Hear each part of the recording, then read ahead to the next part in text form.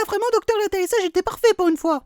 Ah mais Denise, il était temps que j'y arrive au bout de 2000 ans. Eh vous deux, filez-moi votre fric ou je vous découpe. Oh mon Dieu, docteur, qu'est-ce qu'on va faire? Pas d'inquiétude, je suis sûr qu'en discutant entre gentlemen, on va trouver un arrangement. Oh mon Dieu, ils ont tué le docteur. Et maintenant, file-moi ton... Attends, c'est quoi cette lumière?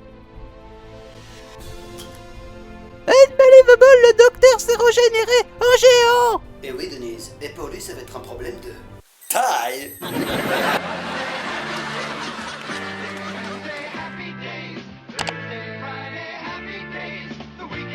Salut et bienvenue dans Accès Comics, l'émission Accès Comics et autres adaptations de séries télé. Aujourd'hui, on va pas parler de un comics, mais de trois. On va parler de Doctor Who. Mais t'avais dit qu'on parlerait de des poules. Ouais, c'est vrai. Mais bon, finalement, changement de programme, on reporte ça à plus tard. On va plutôt parler de Doctor Who, parce que si je publie ça à la bonne époque, normalement, aujourd'hui, Achilleos publie les premiers tomes de Doctor Who, le 10e Docteur, le 11e Docteur et le 12e Docteur.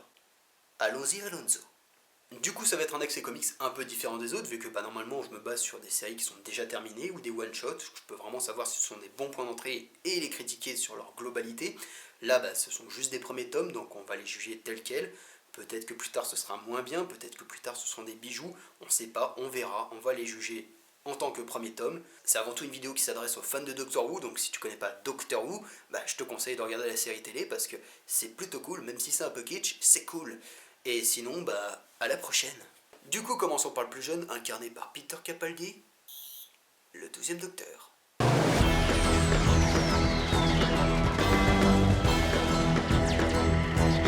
Doctor Who, les nouvelles aventures du 12e Docteur, Terror Formation, du scénariste Robbie Morrison et du dessinateur Dave Taylor, donc deux mecs que je ne connais pas. Faut savoir que toutes les équipes sur Doctor Who sont globalement britanniques, à quelques exceptions près. On retrouve donc ce bon vieux Peter Capaldi, le dernier docteur en date, et un docteur que j'apprécie beaucoup, que j'adore même, surtout depuis la saison 9. Il a quelque chose de spécial, j'espère qu'il va rester longtemps, surtout que c'est vraiment durant la saison 9 qu'il s'est dévoilé, vu que la saison 8 c'était un peu la saison de Clara. Maintenant qu'on s'est débarrassé de Clara, la série va enfin pouvoir vraiment décoller, parce que c'était un poids lourd, même si l'actrice est très jolie. Ça ne change rien, elle a été chiante. Enfin, revenons à notre comics. Un truc à savoir qui est important pour cette série, c'est que les séries régulières Doctor Who ont commencé peut-être un peu avant, ou voire en même temps que la saison 8 de Doctor Who. Et la saison 8, c'est justement les débuts de Peter Capaldi. Donc je vous laisse deviner l'état de Robbie Morrison et Dave Taylor, qui avaient peut-être connaissance de quelques épisodes de cette saison 8, voire ils ont pu peut-être en parler avec les acteurs et Steven Moffat. Mais je pense qu'ils avaient très peu de matos sur quoi travailler. En plus, contrairement aux deux autres séries, ils n'ont pas la chance de pouvoir créer leur propre compagne. Ils étaient obligés d'utiliser Clara, ce qui est normal vu qu'il n'avait aucune raison de changer de compagne pendant la saison 8. Du coup, ils avaient très peu de liberté et pourtant, ils s'en sortent plutôt bien. Déjà, on retrouve tout ce qui fait le charme de ce docteur, le fait qu'il soit assez froid, assez arrogant. Bref, un peu le Doctor House de Doctor Who. Il y a pas mal de situations assez drôles et il est vraiment badass des fois. Bref, j'ai vraiment l'impression de lire des scripts d'épisodes manquants de cette saison 8, parce qu'on retrouve vraiment Peter Capaldi dans ce bouquin. Et je suis assez surpris de dire ça parce que j'étais persuadé quand j'ai commencé le bouquin que ça allait être l'un des gros points négatifs de la série qui allait vraiment me saouler. Mais Clara est pas agaçante, elle est même plutôt cool, elle a des moments assez drôles, elle peut être un peu intéressante des fois, mais elle est pas là à voler la vedette du docteur ou à chouiner, à faire des remarques débiles. Non, elle joue son rôle de compagne. Et ça, c'est plutôt cool. En plus, on n'a qu'un seul dessinateur. Alors, ses dessins sont pas non plus magnifiques, mais dans l'ensemble, ils sont plutôt bons. Ils représentent bien le Peter Capaldi, je trouve. Du coup, c'est une adaptation très fidèle de la série, et même avec des scénarios un peu plus intéressants que ceux de la saison 8 quand même. Bref, c'est vraiment tenté, mais quoi qu'il arrive, même s'ils s'en sortent plutôt bien, les auteurs sont quand même prisonniers par cette saison 8. Il n'y aura jamais de gros bouleversements. On sait très bien que si Clara est en danger, elle va s'en sortir, elle sera jamais en danger de mort vu qu'elle apparaît dans la saison 9. C'est l'un des gros défauts de cette série, malheureusement, c'est le fait qu'elle se passe durant cette saison 8. Pareil, les scénarios, les histoires sont intéressantes, elles sont assez solides, mais c'est pas non plus renversant, ça m'a pas donné envie. Le fil rouge par exemple, il n'y en a pas pour l'instant je crois. Voilà, ça m'a pas donné envie de suivre la série plus que ça. S'il y a un tome 2, je suis pas sûr de l'acheter. Du coup, les nouvelles aventures du 12e Docteur, c'est plutôt bon, surtout si vous êtes fan de Peter Capaldi. C'est à tester, au moins à feuilleter. C'est pas renversant, mais c'est plutôt sympa si vous êtes en manque de Doctor Who. Et maintenant, Geronimo.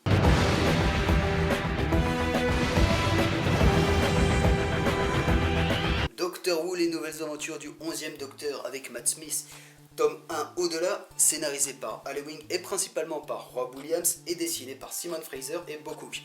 Une grosse équipe et c'est peut-être l'un des gros problèmes de ce tome-là, ça fait quand même beaucoup pour une qualité assez médiocre. Alors je le dis tout de suite, Matt Smith c'est pas mon préféré. C'est pas un mauvais docteur, mais pour moi c'est l'un des moins bons de la nouvelle génération. Déjà parce qu'il ressemble beaucoup à Tennant, et je trouve que tous ses arcs sont assez abusés. Bon, c'est surtout la faute de Steven Moffat. Du coup, j'y suis allé un peu à reculons, et que penser de cette série? Bah, c'est pas mal, mais c'est aussi pas très bien. Donc l'histoire va nous raconter une partie secrète de la vie du docteur. Donc après le mariage d'Amy et Rory, on découvre que pendant ses voyages en solo, il s'est trouvé une nouvelle compagne. Alice, donc une quadragénaire londonienne, qui a une semaine épouvantable. Sa mère décède, perd son boulot, elle perd son appartement, bref, elle déprime complètement. Et là va débarquer le docteur qui va poursuivre un chien multicolore, qui va lui demander de l'aider. Et donc elle va se retrouver à devenir la nouvelle compagne du docteur, et tous ses voyages vont lui redonner un peu le goût de vivre, pendant que le docteur, lui, va trouver cette jeune femme fabuleuse, pour on ne sait de quelle raison. Bref, Alice, elle avait un super potentiel de compagne, un bon background, elle était assez émouvante, il y avait des trucs vraiment intéressants à faire. En plus, c'est une quarantenaire, ça faisait un moment qu'on n'en avait pas eu. La dernière, c'est Donna Noble qui est une des meilleures compagnes. Problème, sur la deuxième partie du bouquin, j'ai pas retrouvé la Alice que j'avais appréciée dans les 3 premiers chapitres. C'est peut-être de la faute de beaucoup qui la dessine un peu plus dure, un peu plus badass, alors que dans la première partie on nous la montre comme une femme assez gentille, assez bienveillante, mais triste. Là pour le coup elle a l'air juste un peu chiante. Et c'est pareil pour le docteur, j'ai beau pas trop apprécier le docteur de Matt Smith, il a quand même un petit charme, un petit grain de folie quoi. Là on le retrouve pas du tout, c'est un docteur assez vide, et ça c'est assez problématique quand c'est ton personnage principal. Leur relation est vide, et en plus si t'ajoutes le fait que les dessins sont pas géniaux, en tout cas des 3 séries, les 2 dessinateurs dessus font pas un travail formidable, on n'est pas loin d'impasse. Mais docteur, ça peut pas être aussi mauvais. Ouais ça va, j'ai pas de petit ami en ce moment. Effectivement c'est pas non plus mauvais. Si vous êtes fan de Matt Smith, peut-être que vous allez apprécier. Après tout, je suis pas très fan de Matt Smith, peut-être que ça joue dessus. Et je peux pas nier que la série a un vrai fil rouge avec un nouvel antagoniste assez intéressant à votre service corps, que je vous laisse découvrir, mais qui me donne un peu envie de voir comment la situation va évoluer. Et puis surtout, et c'est vraiment ça qui me donne envie de continuer la série, c'est que le docteur et Alice sont vite accompagnés par une future star de la pop anglaise qu'ils sont allés chercher dans les années 60, une star qui nous a récemment quittés d'ailleurs. Et j'aime bien l'idée, ça expliquerait son côté un peu excentrique. C'est parce qu'il a voyagé avec le docteur qu'il est devenu ce qu'il est devenu. Et ça c'est cool. Bref, les nouvelles aventures du 11e Docteur est peut-être la série la plus faible des 3, mais si vous aimez Matt Smith, que vous n'êtes pas trop exigeant, que vous aimez la dépression et que vous aimez Ziggy Stardust, à tester. Allons-y Alonso.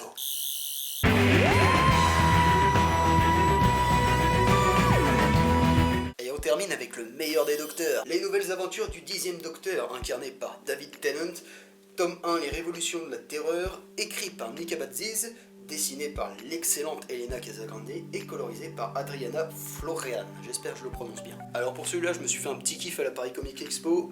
Allez, petite dédicace d'Elena Casagrande qui fait plaisir. Bref, le 10e Docteur c'est le meilleur, cherche pas ta tort, et franchement c'est un gros soulagement parce que c'est juste la meilleure série des 3. Ça peut paraître pas objectif vu que j'adore David Tennant, mais non, effectivement c'est la meilleure et je suis vraiment rassuré parce que si ça n'avait pas été le cas, ça aurait été dramatique. Ici on retrouve le 10e Docteur dans une période assez sombre de sa vie, peu après qu'il ait quitté Donna Noble, donc tu vois un peu l'état d'esprit dans lequel il est, un peu dépressif. Et donc on va le retrouver non pas à Londres mais à New York, ce qui est déjà un bon point parce que c'est plutôt sympa de le voir voyager, c'est l'avantage des comics, c'est que tu peux faire des trucs intéressants, ce que les autres séries n'ont pas trop su faire jusqu'à présent. Et il va rencontrer sa nouvelle compagne Gabriela Gonzalez, donc une jeune New-Yorkaise d'origine mexicaine, qui malheureusement a pas de chance, sa famille est ultra possessive, elle est forcée de bosser dans un Love-O-Matic alors qu'elle n'a qu'un rêve, c'est de devenir une artiste. Malheureusement elle ne peut pas aller à la fac parce que son père veut qu'elle travaille, qu'elle aide la famille. Sa rencontre avec le docteur va bien sûr lui changer sa vie, on va suivre leur petite histoire et c'est vachement bien. La série a les points forts des 2 autres, par exemple pour le 12e là on reprend le système d'avoir 2 grosses histoires, donc 2 grosses aventures qui ont un peu le rythme d'un épisode classique quoi chacun. Et puis surtout, on a le docteur qui a une nouvelle compagne, donc du coup, beaucoup de liberté En plus, on est dans une période assez intéressante, même si je suis d'accord que le fait qu'il ait une compagne, bah, ça casse un peu l'état d'esprit dans lequel on arrive dans les derniers épisodes de son arc. Mais le duo Docteur-Gabriella fonctionne super bien. Déjà, on a le vrai docteur, ça c'est plutôt cool, mais surtout Gabriella, c'est une personne super attachante. Elle a une situation familiale compliquée, elle est assez originale, et puis surtout, elle est développée correctement, quoi. On profite de tout le tome pour vraiment nous construire petit à petit la relation entre le docteur et Gabriella, et franchement c'est une relation qui marche. On croit vraiment que c'est devenu sa nouvelle compagne. Et puis concernant les scénarios, bon pour l'instant il n'y a pas vraiment de fil rouge, mais je les trouve super bien construits. On a vraiment l'impression d'être devant un épisode de Doctor Who. Il y a la tension qui est amenée progressivement, il y a de très bonnes idées, il y a même des idées assez méta par rapport au dessin, le fait que ça se passe dans un comics et tout, le fait que Gabriella soit une artiste, ça c'est vachement intéressant. Et puis le scénario et les personnages sont bien écrits, mais parlons du dessin qui est clairement au-dessus des deux autres séries. Elena Casagrande, je la connaissais pas, mais wow, petit bijou. Elle a un trait européen moderne, elle est italienne, qui mélange le comics et le manga et qui apporte beaucoup de peps à ses planches quoi. Et là ça marche super bien, en plus elle a une bonne mise en page mais aussi de bonnes idées. Par exemple Gabriella est dessinatrice, bah du coup elle va varier son dessin quand c'est Gabriella qui tient son journal intime et qui va prendre des notes. Et ça c'est plutôt stylé. C'est des petits trucs qu'on trouve pas dans les deux autres séries qui font vraiment que ce comic c'est supérieur aux autres. Donc du coup, je suis bien content de le dire, gros coup de cœur pour ce 10e Docteur qui est un excellent comics et j'ai qu'une seule hâte, c'est de lire le tome 2 parce que celui-là c'est sûr, je l'achète. C'est la fin de cet accès comics un peu spécial. Si t'as apprécié, n'hésite pas à lâcher un pouce de cette couleur. Sinon, que te dire, si c'est la première fois que tu viens sur cette chaîne, n'hésite pas à fouiller un peu, il y a des vidéos plutôt sympas. Tu t'abonnes si tu veux, fais ta vie. Et sinon... Salut les petits pélés